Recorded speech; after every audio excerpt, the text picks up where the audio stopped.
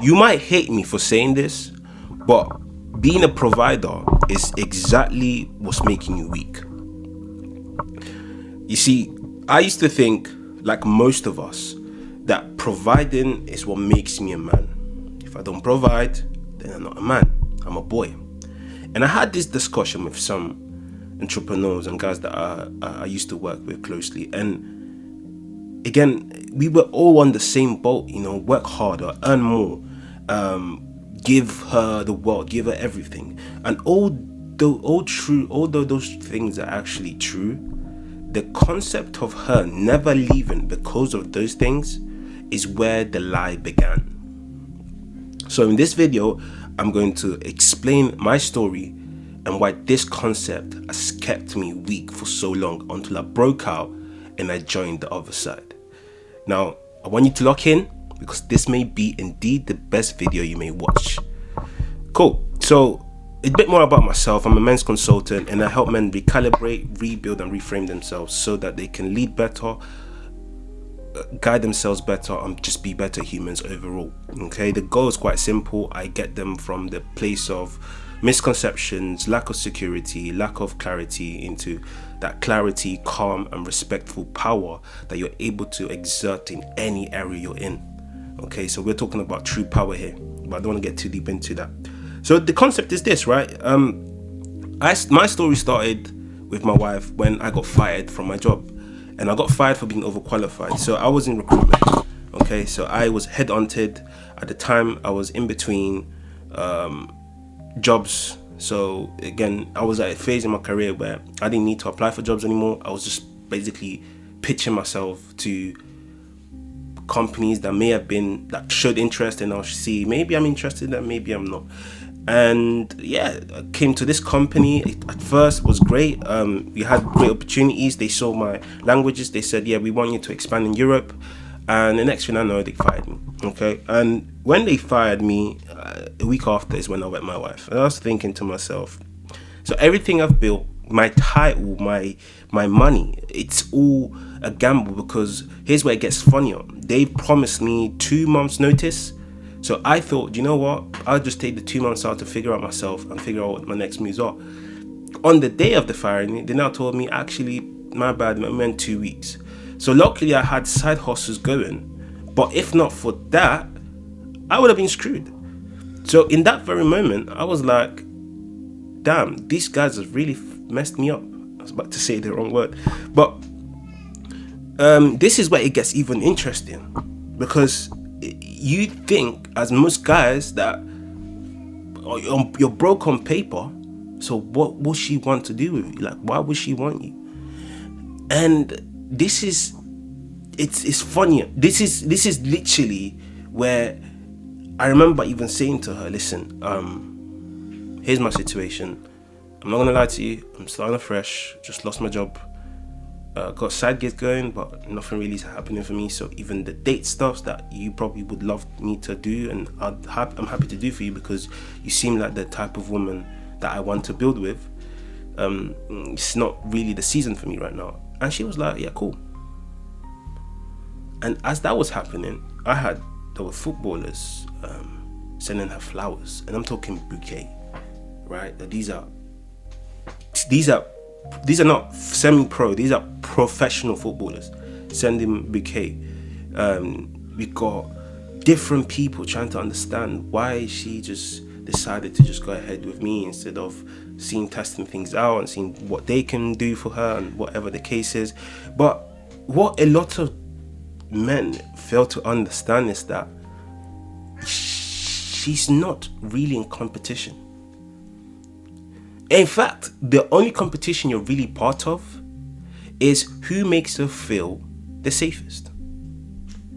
And not that I understood that exactly there and then, but I knew that there was something about keeping calm in the storm that would eventually attract the strength you need to gain the clarity to move to the next step. And I've seen that same pattern in the clients I work with. I've seen guys who, through their divorce, lost everything they've built. I'm talking millionaires, living their dream life, divorce hit, they've gone homeless. But because of that calm ability to understand that this is temporary and this is what the next step looks like, they were able to flip their script in a heartbeat. The problem isn't the problem. The problem is how you view it. I could have easily been consumed, burned down by the fact that I was fired for being overqualified. In fact, you want the honest truth? I was burnt. Because everything I've built for the past, let's say 10 years, came down crashing like it meant nothing. What do you mean that my whole life's work, right? My whole career was just nullified by someone saying, we can't not have you in our company right now. And it's not because of my work effort. This is not because I wasn't hardworking. This is not because I was someone that was lazy and not. No. This was because I just wasn't aligned with what they were going. Which is fair enough, and I understand that now. But then, I just needed to pay the bills. You want me to stop speaking Italian? Fine. I want to touch German, I want to touch Spanish. We can just stick to English. That's fine by me. I would have easily said that. And I did that. But they understood that my mission was way bigger than what I was portraying. And that's what happens sometimes in life. You might get hit with the unexpected dots. But like Steve Jobs once said, the dots don't connect looking forward. They always connect looking backwards. And if not for that transformation, I would have never have fully embodied entrepreneurship the way I did. Why? Because I always felt like as long as you work hard, that hard work would turn into a safety net. It took me losing that concept to realize that that was a fake reality. Hard work doesn't mean shit if you don't have a strong foundation. So until that situation, I was under the exact same concept you're in. Being a provider protects me. Being a provider protects my title as a man. And women can sense that. And because they can sense that, they don't sense strength, they sense weakness and they use it.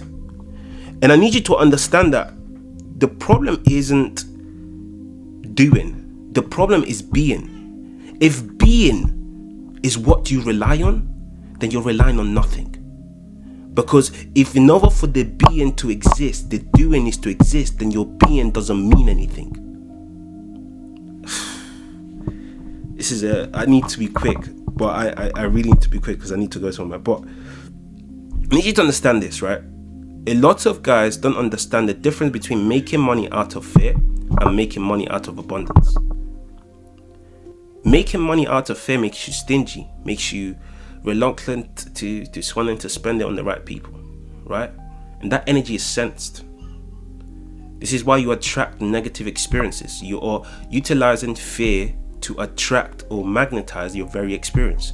When you utilize abundance, this is when everything shifts, because you're utilizing the ability to understand that because you're being abundant, you can receive abundant. You see, we have been taught the order of how things work in the wrong way. And the truth of the matter is we can see in everything we look at. If you're a Christian or if you believe in God, before there was light, there was darkness. Before there was darkness, there was God. So everything has an order. Everything has an observer observing it, right? And the point here is, until you understand that your abundance, your provider role doesn't define you as a man, you're going to carry on expecting your provider role to make up for the very thing that you're lacking in. You can be a provider all you like. If you don't understand what it takes to be a man, that provider role is just a shortcut to a dead end. And again, this is something I promise you so many of my clients have experienced. So many guys come to me and say, I've done everything, I provided, I've done everything she asked me, and then I broke up. We then broke up, and I'm now bitter because, what do you mean I was everything she needed me to be and she still rejected me? Yes, because it's not about providing. Do you ever wonder, and this is where I was, like at age of, I can't remember if it was 8 or 10, I can't remember exactly, but I was so fascinated with AC Milan. And then I hear Kaka, one of the kindest men alive, footballer. This is the prince of the Prince of Charming. This is the guy, right? You can even see in the way he plays. He's so kind and respectful, right? This is what society says is a man looks like. Got divorced because his wife told him that this guy's too kind. I said, what? I said, what does that even, what? Then I looked at my dad. Similar situation. The guy works hard, delivers on his word. When he can't commit, he said, listen, I can't do it right now, but I'll do it when I'm able to. Divorced, my biological mother left him to go to America. Had a terrible relationship. I was like, wait. So the concept that we've been told, which is be a provider, be a good man, be someone that takes care of someone, sacrifices, these are not enough to keep a family alive. So what's going on? And you see, I need you to understand that is the foundation a lot of men go into these relationships, marriages, and life into it. And when they get broken, they don't have an answer.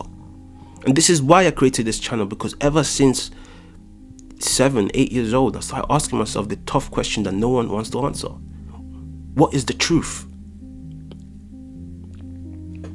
So, I need you to understand that being a provider, okay, the concept itself makes you a prisoner in your own insecurity. Because what happens when you can't provide? Are you still a man? No, I'm not a man. Okay, so you're telling me that you being a man is dependent on you providing. Do you still have a penis? I'm sure it's still there. Okay, cool. Is your name, does it still exist? Okay, cool.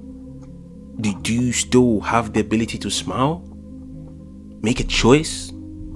Are you still a human being, by the way? Can you still call yourself a human being? I mean, you can't provide first. I get that. But are you actually still a human being? Okay, cool. So the only thing that you can't really do is provide, but you can do everything else. So what does that make you? A boy that's lost? See, this is the thing. If we actually look deep into the definition we give ourselves, we start to realize there's a lot of things that don't actually add up. Because what do you mean there's guys out there that sleep with whoever they want and make nowhere near as much? This is part 2 of my story. I was the guy that went from 5 heartbreaks to understanding female nature, female psychology, and for a bit using that to have my fun. Okay, yes, I had the bucket list and I filled it, but then I got bored. But whilst that was happening, I was in competition with guys who were taking the same girls I was sleeping with to Hakkasan, to all these expensive restaurants that I had no business going to. No, I didn't, zero interest. I was just the guy that understood what they actually wanted. And if you don't understand exactly how to do that as a husband and someone that wants to build a better relationship, because I'm not going to do that for single guys that just want to sleep around. I think it's a waste of time, and I don't want you to waste your money, and I don't want to help you anyway. I want to help guys build legacy with this, because I think as a man of mission, building a legacy is way more important than understanding how to get into a woman's pants. But that's personal opinions. There's consultations down below, and I don't do this for everyone, so I will be quite stern with you and let you know that you are wasting my time if this isn't right for you at the moment. So you see, the truth of the matter is that until we can't, I was watching a video this morning and it said you cannot build an empire on a broken mindset, because regardless of what you build, you're still going to feel that brokenness. And I find that so powerful, because where does everything come from? The mind. But if your mind is broken, you don't understand how it operates. How do you expect to build something that can just ignore that or do that? It's like you have a crack in the wall and you decide to build on top of it. I don't know if you guys saw some of the videos prior to this, but I had some scratches in the wall because of the chair constantly moving. Couldn't be bothered to change it. But cut on story short, I repainted it. I had to go through this thing 3 times because the cracks that this chair created were so thick that the first laying of painting wasn't enough for me to just move on. And then some of us think that a session in therapy or a YouTube video or some sort of a book is enough for us to change the whole broken system that's been built for decades, 20 years, sometimes 30 years. And I find that so hilarious, right? The Bible even talks about it, renewal of the mind. The mind is where everything starts from. The way you view your mind is the way you view the world. So, what I need you to understand is, it's not about building wealth on anxiety. It's about building a space where she can feel safe in. And you can do that with or without money. And you can establish that with or without money for yourself too. You don't have to, in order for you to feel safe, you don't need money. When I say that again, money is a tool. Money is a tool you need to start using well, effectively. You should not be spending more than you have. That's a stupid way to spend money. You should be spending a lot less than you have. And your money should be going on errands. You should have a strategy for your money. You should have assets working for you. Do you have, how many assets do you have that are working on your behalf whilst you're sleeping? And a lot of people talk about money, making money in my sleep. Yeah, that sounds great, fantastic. I'll be honest with you. The key here is, as an entrepreneur, and me studying all this stuff I've studied, and we're talking about 150 plus books on this, if not more. The message is quite simple.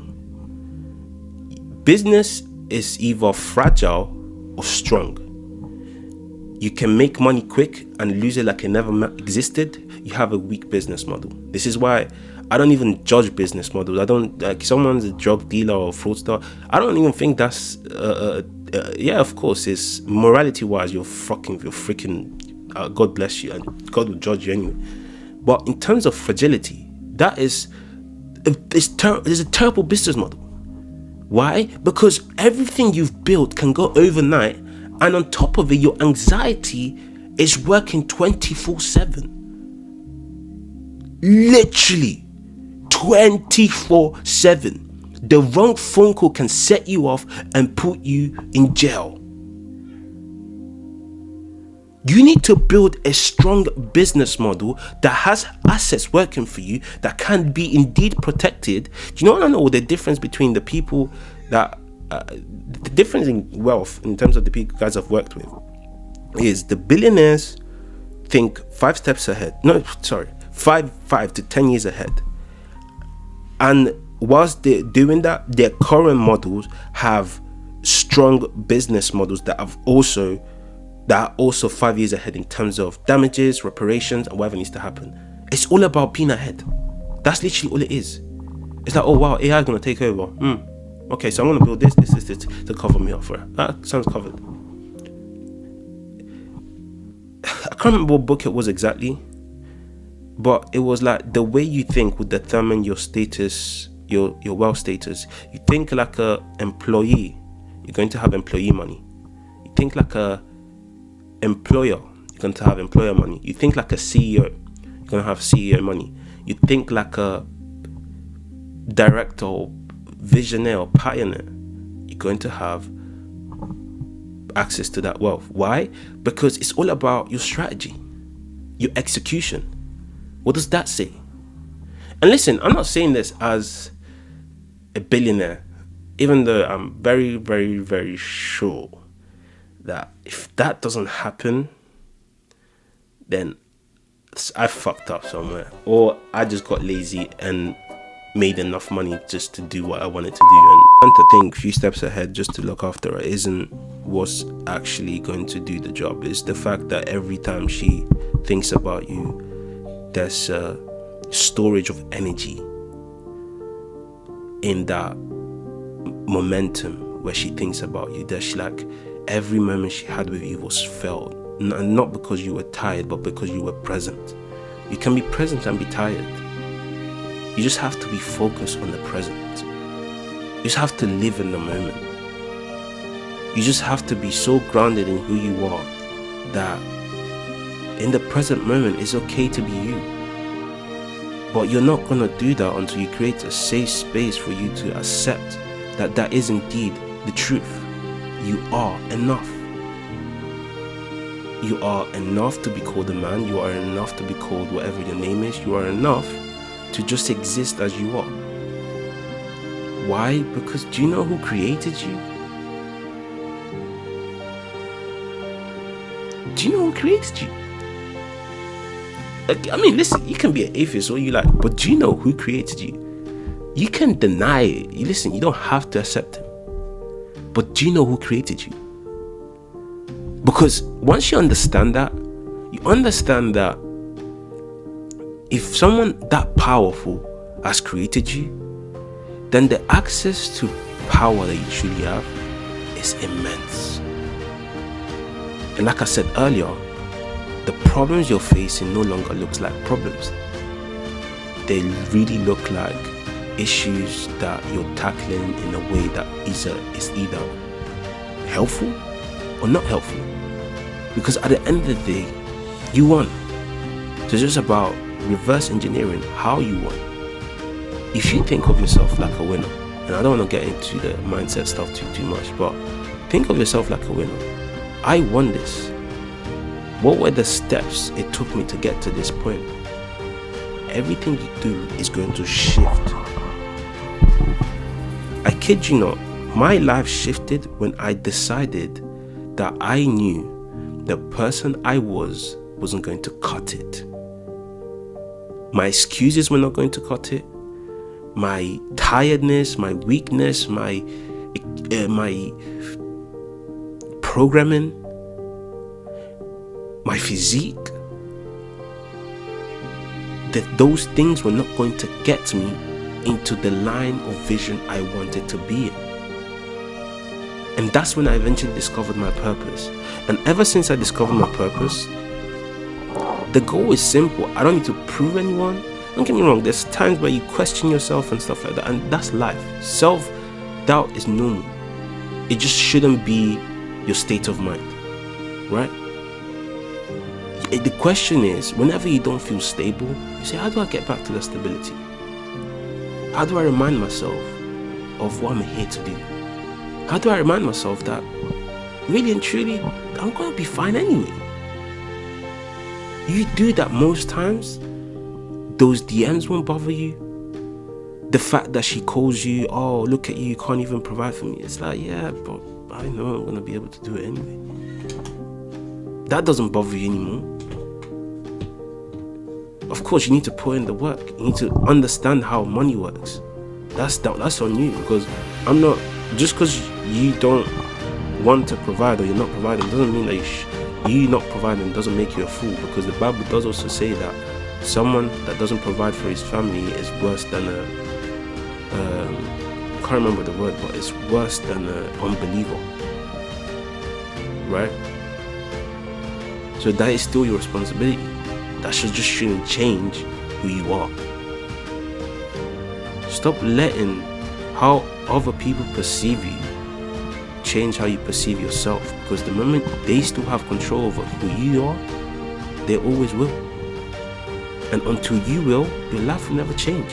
You might as well, hey, listen, if this video has added value to you, I think I'm done. Looking at the notes here, I think once you remove money as a leverage or something that you value, and I think, do you know what it is? I understood the monetary basis behind it as well. So there's books about the banking systems and stuff like that. That there is a game changer. That really blows your mind. But anyways, that's a different topic.